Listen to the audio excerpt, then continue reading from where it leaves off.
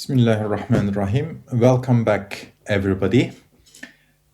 In the series, we started reading Bediüzzaman's The 20th Flush, which was on sincerity.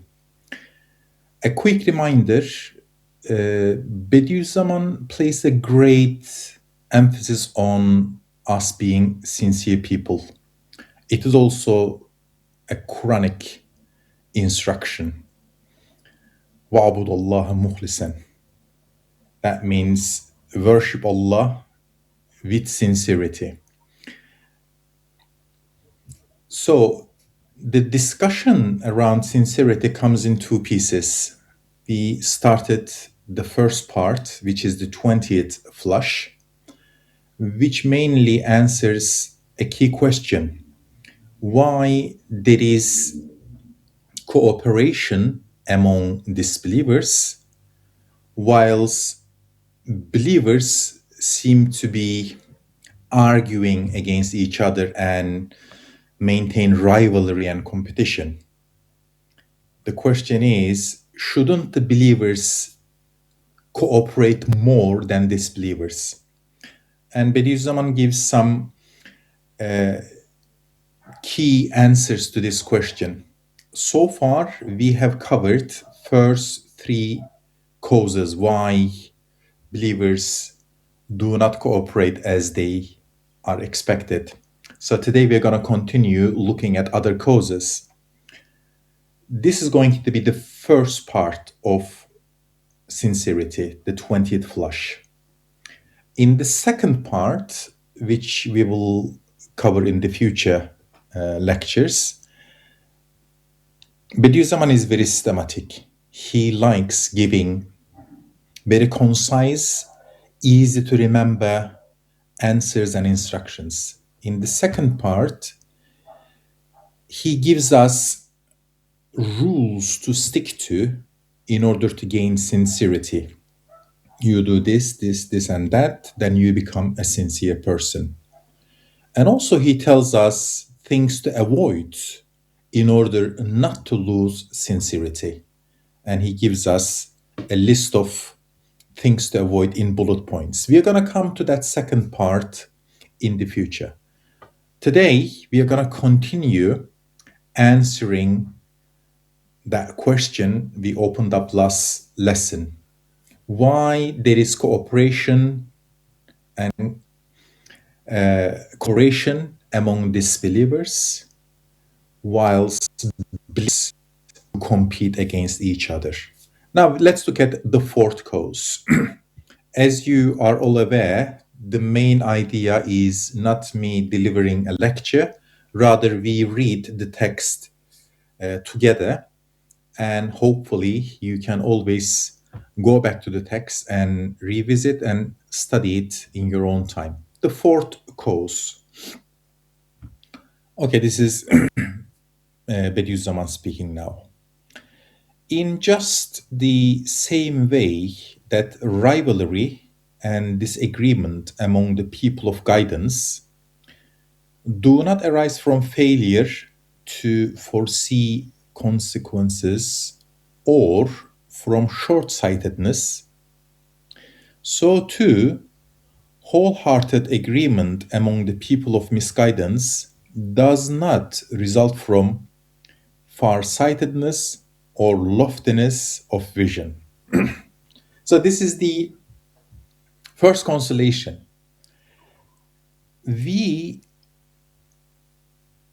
are not in competition and rivalry because we are in the wrong, or disbelievers are not collaborating and cooperating and helping one another because they have a fantastic vision and they are in the right. That is not the reason. Rather, the people of guidance, through the influence of truth and reality, do not succumb to the blind emotions of the soul and follow instead the far-sighted inclinations of the heart and the intellect. Since, however, they fail to preserve their sense of direction and their sincerity, they are unable to maintain their high station and fall into dispute.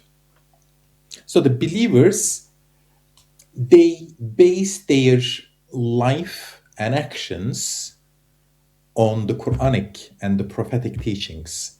So by default, they are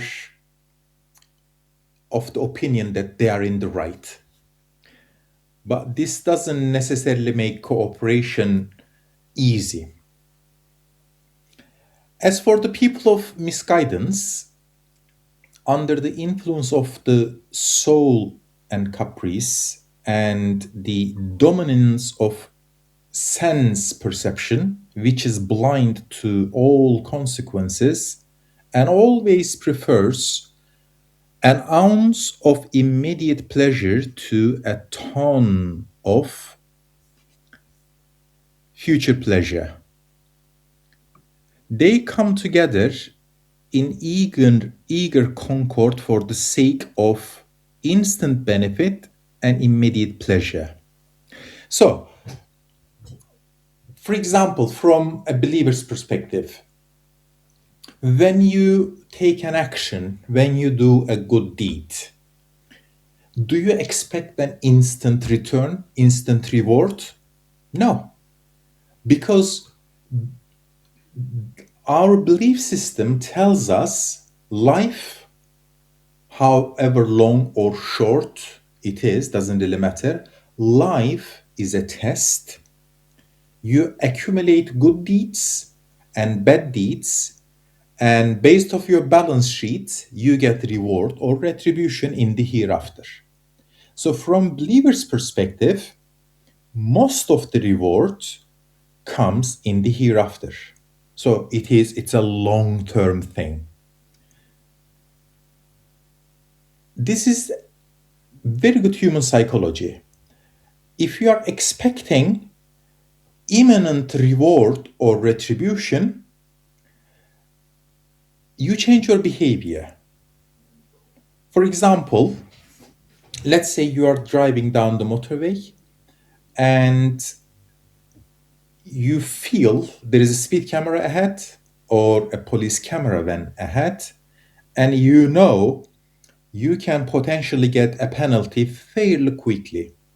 So you adjust your behavior because penalty is imminent.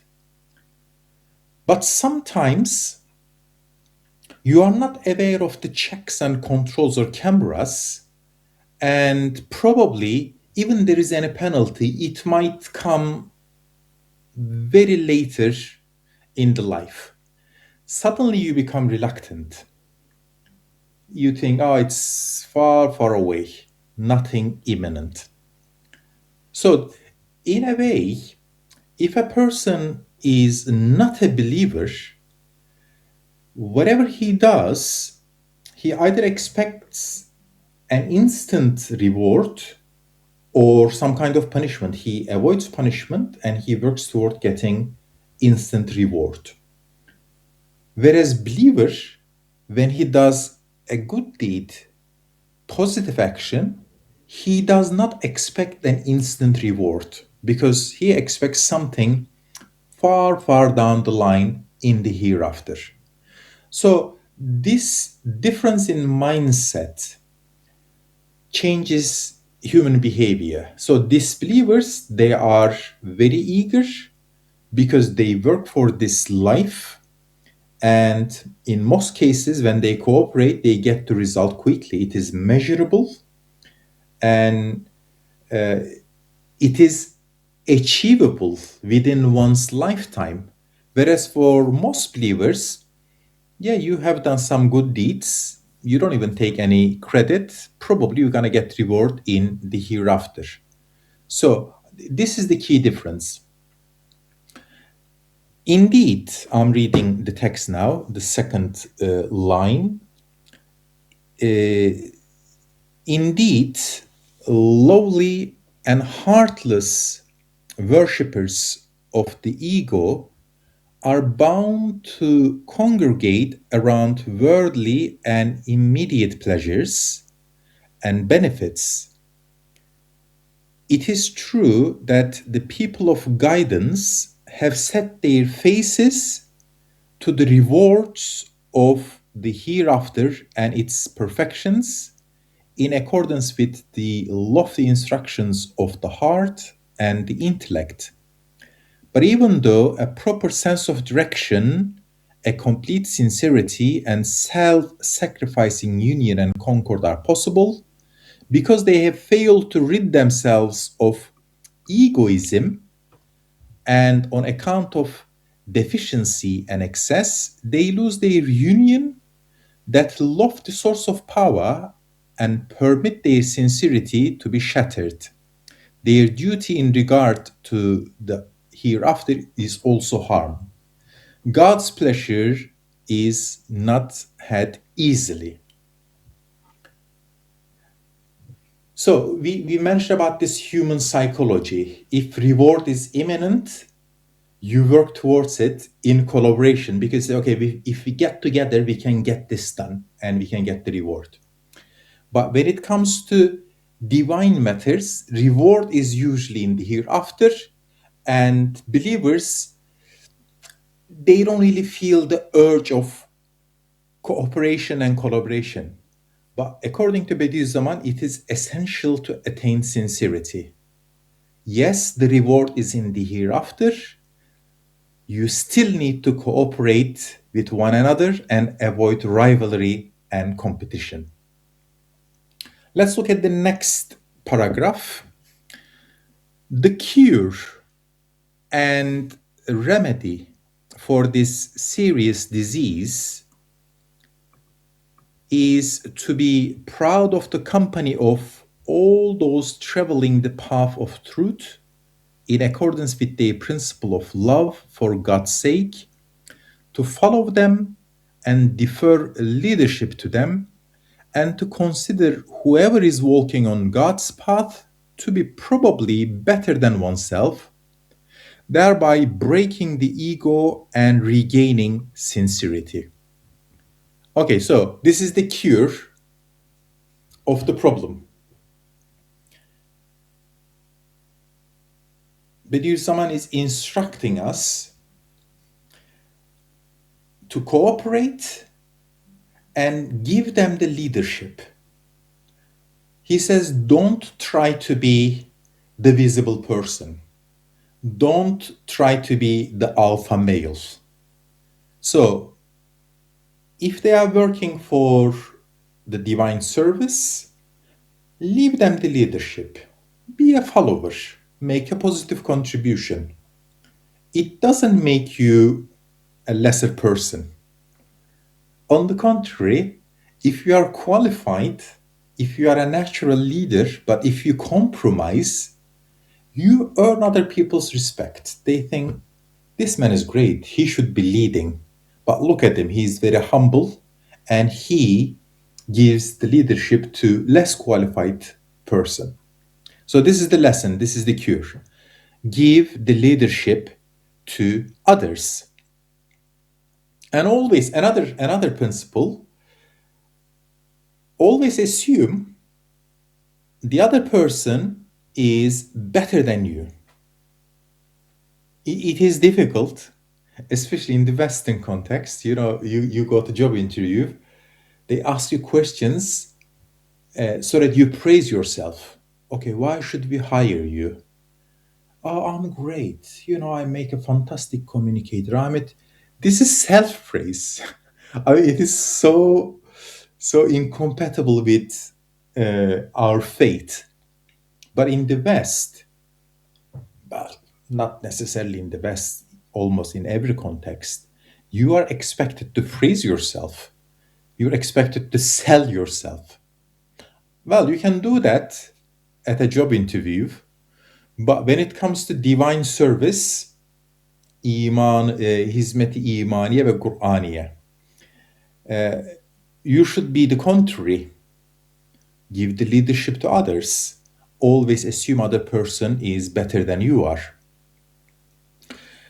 Let's continue with the cure. Salvation is also to be had from that disease by knowing that an ounce of deeds performed in sincerity is preferable to a ton performed without sincerity, and by preferring the status of a follower to that of a leader, with all the danger and responsibility that it involves.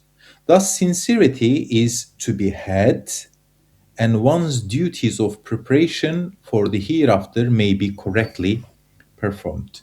So, the key is whatever you're doing, you should be doing it with sincerity. If you compromise and if you give leadership to someone else, there is no reason you need to show yourself. You don't need to show off. So it automatically makes you a sincere person. So this brings us to the end of the fourth cause. Let's carry on with the fifth cause. Okay, the fifth cause. I'm reading the text, and probably you're going to see it on your screen if you are following with me.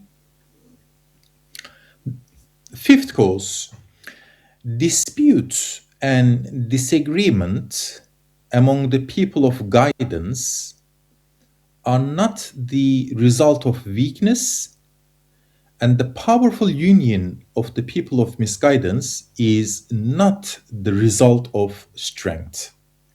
This is rather self-explanatory.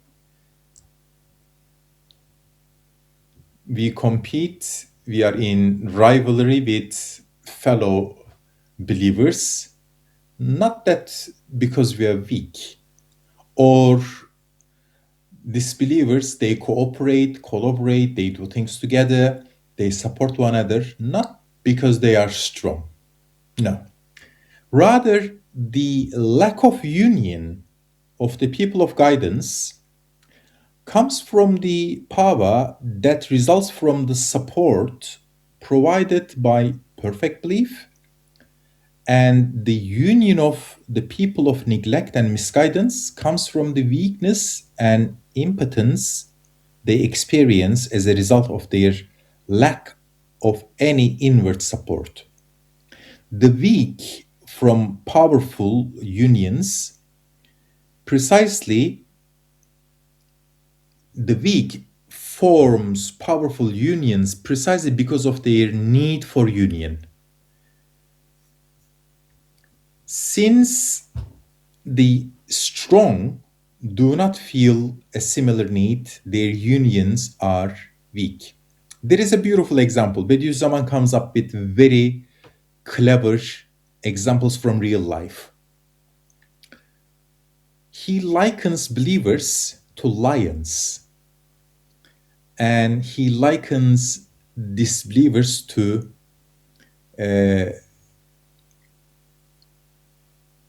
goats. Okay, let's read the example. He says, lions do not need union like foxes, and therefore live as individuals because they're powerful. They don't need anybody else's support. They can go out and hunt themselves. Whereas wild goats form a herd to protect themselves against wolves. The community and collective personality of the weak is strong, and the community and collective personality of the strong is weak. There is a suitable allusion to this in the Quran, in the words. This is an interesting one. If you probably heard of this example. Quran sometimes breaks the rules of Arabic grammar. For example, وَقَالَ نِسْبَةٌ لِلْمَدِينَةِ. The women of the city said. Normally, وَقَالَ is male verb. قالت is the correct one. But nisvetul Medine, I just want to check the exact Quranic verse. Let me just quickly find it.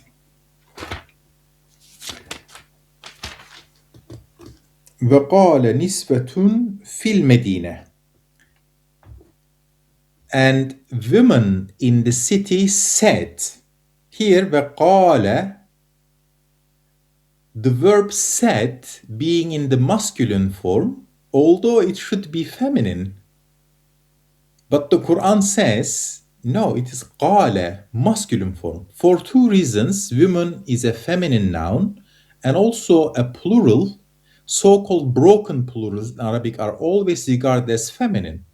But by contrast, the word, another Quranic word, قالت الأعراب.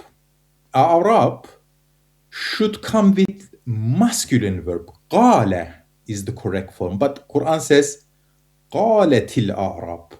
So why is Quran using masculine verb for a group of women whilst using feminine verb for group of men?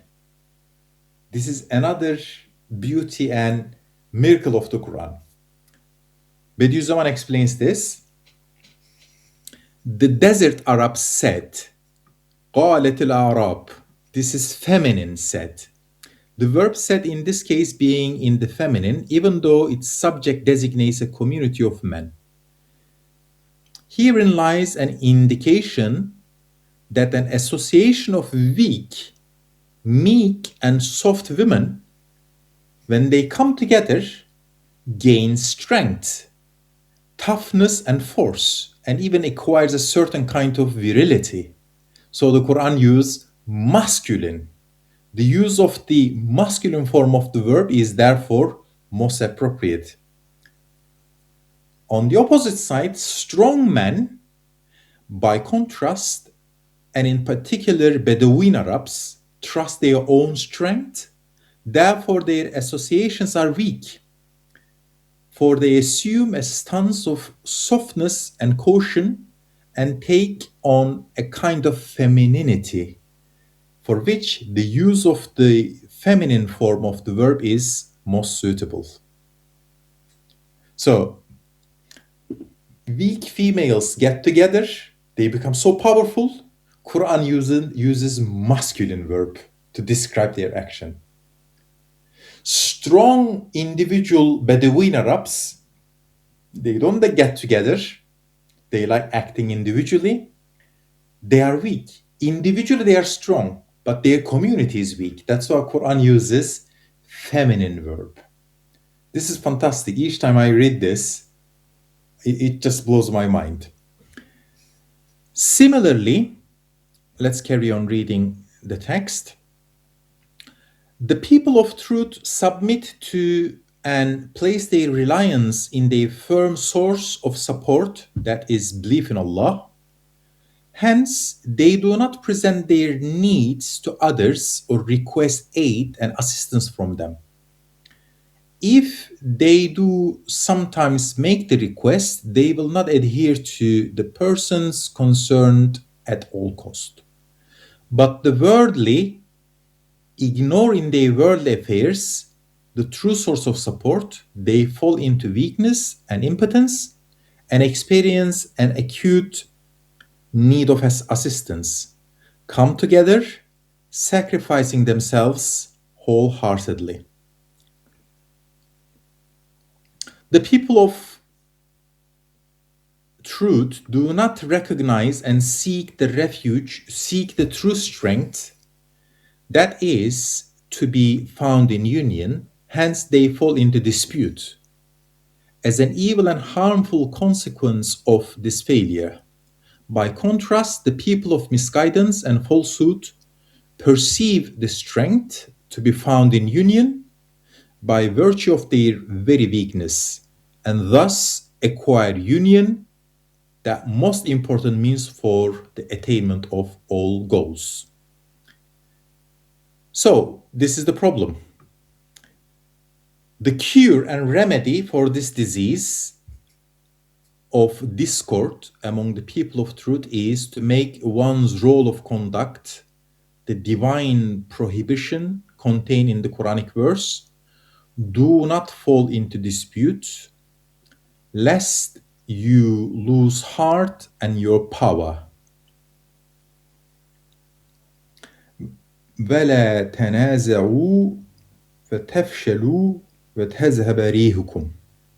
This is Surah Al-Anfal, verse 46. Do not fall into dispute, lest you lose heart and your power depart. And the wise divine command for social life contained in the verse, وَتَعَاوَنُوا عَلَى الْبِرِّ وَالتَّقْوَى. Work together for the sake of virtue and piety. This is Surah Al-Ma'idah, verse number 5. One must further realize how harmful to Islam dispute is, and how it helps the people of misguidance to triumph over the people of truth, and then wholeheartedly and self-sacrificingly join the caravan of the people of truth with a sense of his own utter weakness and impotence. Finally, one must forget his own person, abandon hypocrisy and pretension, and lay hold of sincerity. So this brings us to the end of the fifth cause. That leaves us two more causes we're gonna cover in the coming lesson. But let's quickly recap what we have learned in these two causes. Yes, people of faith, they rely on God. So they got sense of limitless power. Like lions, they don't need to form a herd. They say, look, I can go out, hunt by myself, I can survive alone. Possibly you can. Whereas weak animals, they get together, they form a herd, but what happens in the end? If you go on your own, you're on your own.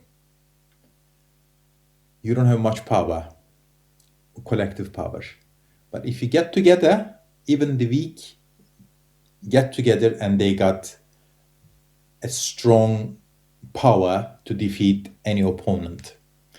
And sincerity, ikhlas, requires working in partnership, working in cooperation and collaboration, and avoid rivalry and competition. Give leadership to other person. Let him be the visible face of whatever you guys are doing. And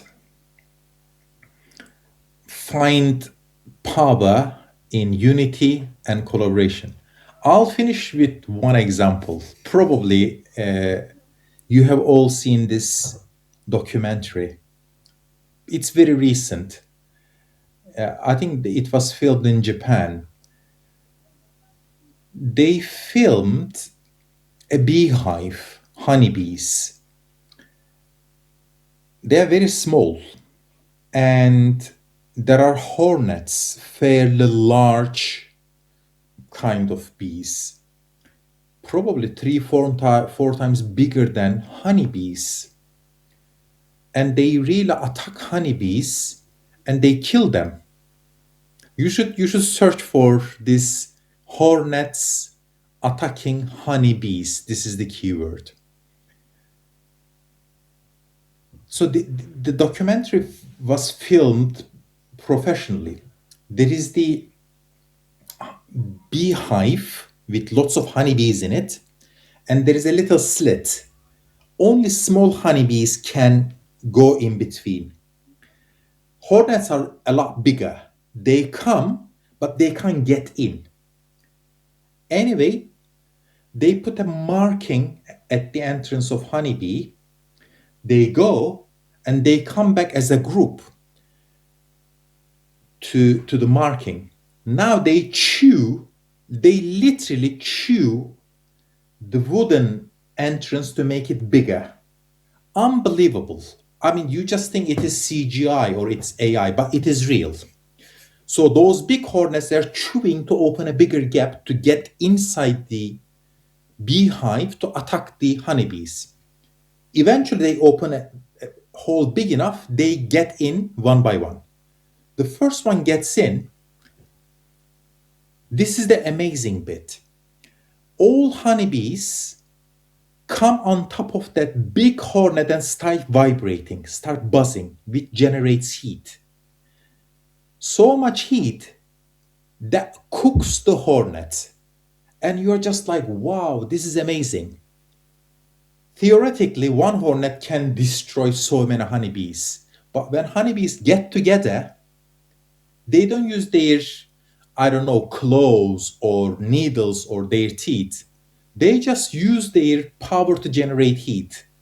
And they literally cook that hornet alive. Just Google it. Hornets attacking honeybees or honeybees killing hornets by heat. These are the keywords. I'm sure you can find the video and it's going to blow your mind. It's a beautiful exam. As RİSALE NUR students, you see everything we observe, everything we watch in and around us in the universe reminds us of Allah's working. So when I watched that video clip, this is what I thought. Bediüzzaman says, when weak come together, they become strong. Honeybees are the fantastic example of that. Right. Anyway, let's stop here and let's continue with 6th and 7th course on our next lesson next month. Thank you for your time. I'll see you on the next one. Wassalamu alaikum.